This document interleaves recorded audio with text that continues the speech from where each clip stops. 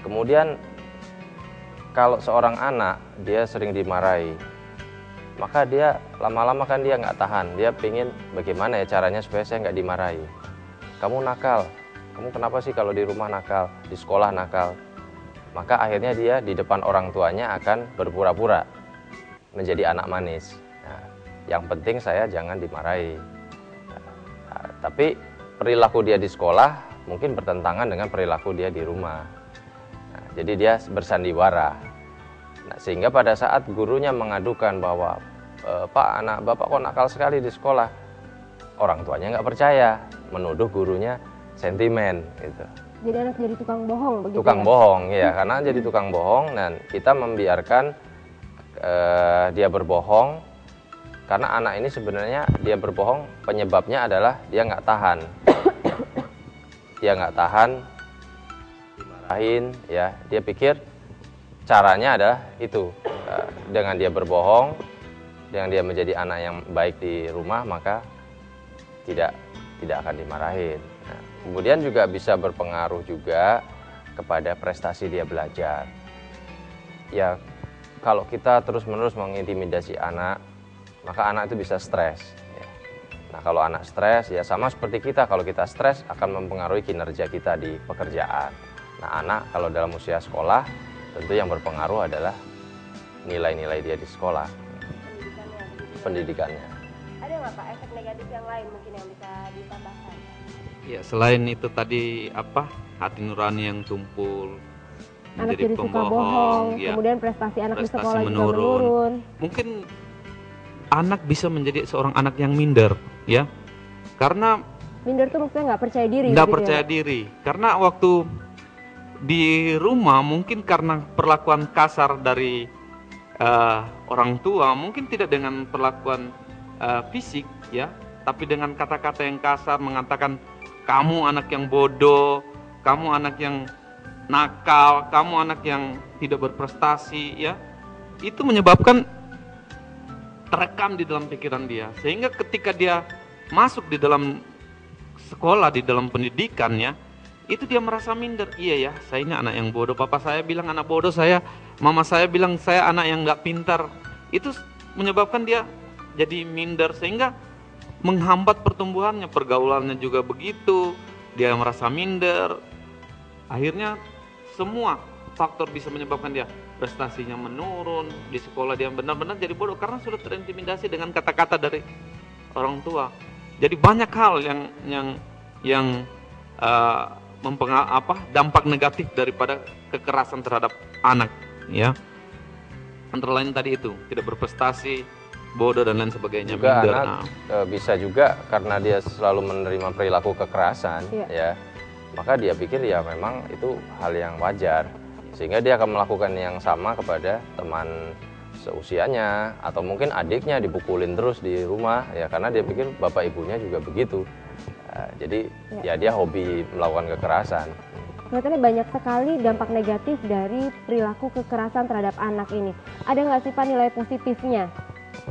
Positifnya kekerasan? Positif dari melakukan kekerasan terhadap anak? Mungkin jadi itu gemar berantem ya. Tetap itu nggak saja positif negatif juga. Jadi saya rasa kekerasan terhadap anak itu nilai positifnya sangat tidak ada sekali, tidak ya. ada. Ya. Karena hanya menyebabkan anak kita menderita. Iya. Iya. Baik, mungkin kita kembali ingatkan kepada pemirsa.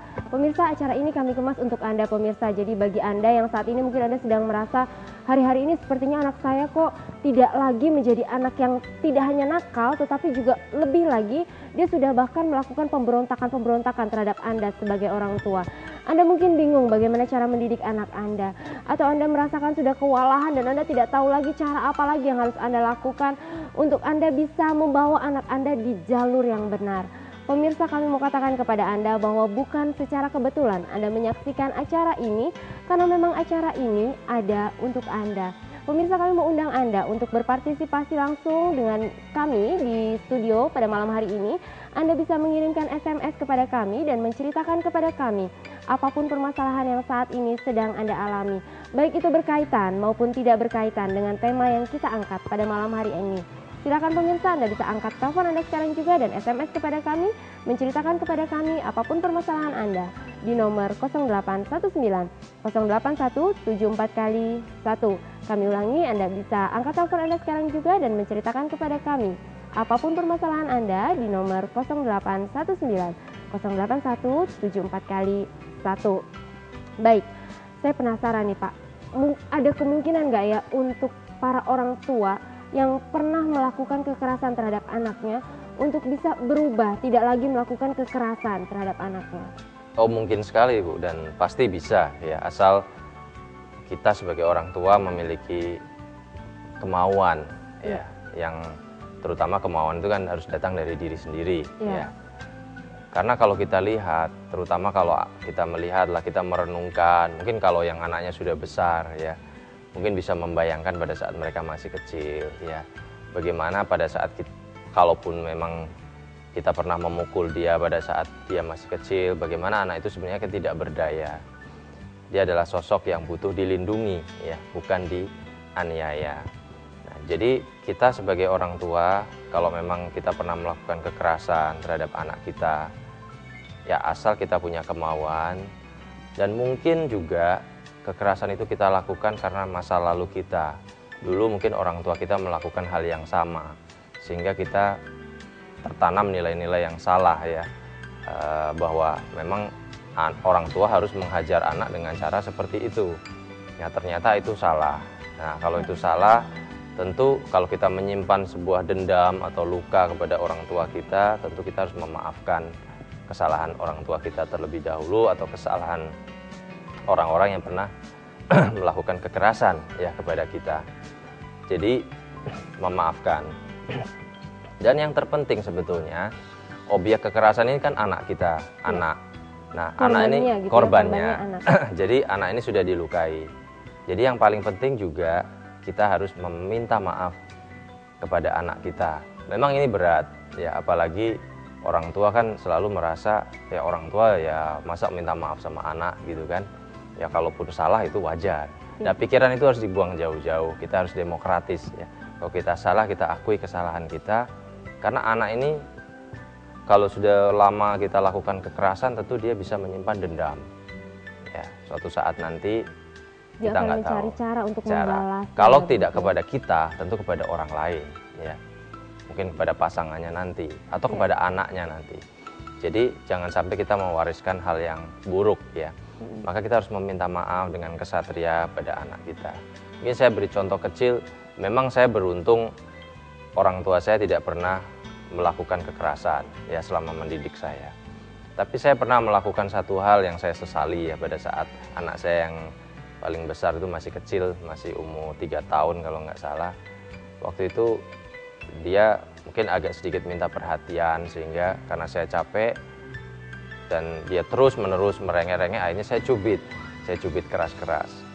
Nah dia sampai berminggu-minggu dia menanyakan itu terus, kenapa papa cubit aku, karena nggak pernah selama itu. Nah saya menyesal dan akhirnya saya harus meminta maaf.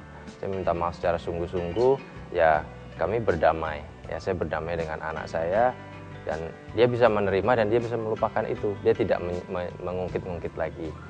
Nah karena saya benar-benar menyesal, maka ya sampai hari ini saya tidak melakukan kesalahan yang sama, saya tidak mengulangi lagi.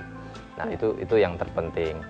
Tapi kita manusia ini kan juga punya keterbatasan ya, Pak Funix. Jadi kita juga harus banyak-banyak berdoa. Kita harus minta tolong sama Tuhan. Kalau memang kita orangnya temperamental, ya, kita suka marah-marah, maka ya memang harus ada kekuatan yang lebih besar yang membantu kita. Ya. Mungkin Pak Funix mau ada yang dibagikan. Ya saya kira mungkin itu cukup mungkin bagi menyadari, paling tidak kita sebagai orang tua itu harus menyadari bahwa apa yang kita lakukan terhadap anak kita itu salah. Terus apa yang pernah kita alami itu nggak benar. Jadi kita harus memutuskan, ambil suatu sikap, sadar, memutuskan bahwa saya harus berubah terhadap anak saya harus mencari cara yang benar untuk mendidik anak saya supaya nanti kehidupan anak saya tidak mengalami hal-hal yang negatif itu.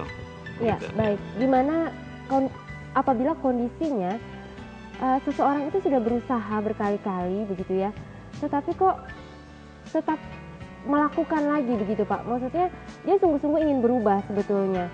Sungguh-sungguh ingin berubah, tidak ingin lagi melakukan kekerasan terhadap anaknya. Tetapi setiap kali dia berusaha, setiap kali itu juga dia kok sepertinya jatuh lagi dan dia melakukan kesalahan yang sama lagi. Apa yang harus dilakukan dengan orang seperti ini?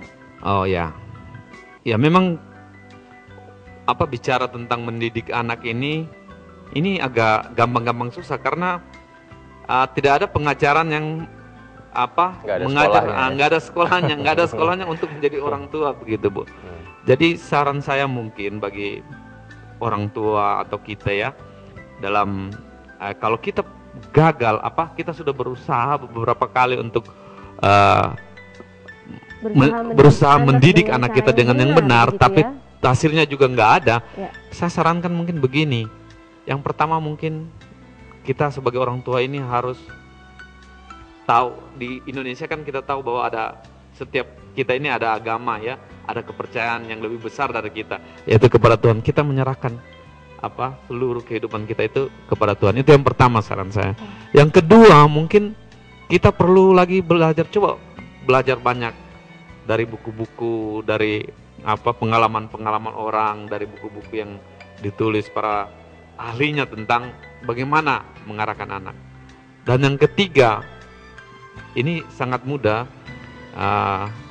coba cari komunitas yang sehat, komunitas yang baik ya, karena di dalam komunitas yang baik itu nanti kita bisa berbagi pengalaman ya, berbagi cerita. Oh, saya punya anak seperti gini loh, bagaimana kira-kira apa yang harus saya lakukan supaya anak saya bisa berubah gitu. Jadi berdoa, berharap sama Tuhan, kemudian coba terus, jangan pernah menyerah, cari buku-buku, belajar, lalu cari komunitas yang baik. Nah, kalau saudara berada di Batam, mungkin saudara punya pengalaman yang sama seperti yang Ibu kemukakan, susah untuk mendidik anak. Ya, New Life mungkin salah satu tempat mungkin bisa berbagi dengan saudara, bergabung di komunitas New Life. Karena pengalaman kami ya, setelah kami bergabung di komunitas New Life, benar-benar kami mendapatkan banyak masukan bagaimana cara mendidik anak-anak kami. Seperti gitu Bu. Iya, ya. Baik. Kadang orang tua beranggapan ya Pak ya, kalau anak nggak dikerasin, gimana anak itu mau nurut gitu. Nah, apakah ada cara lain bagaimana untuk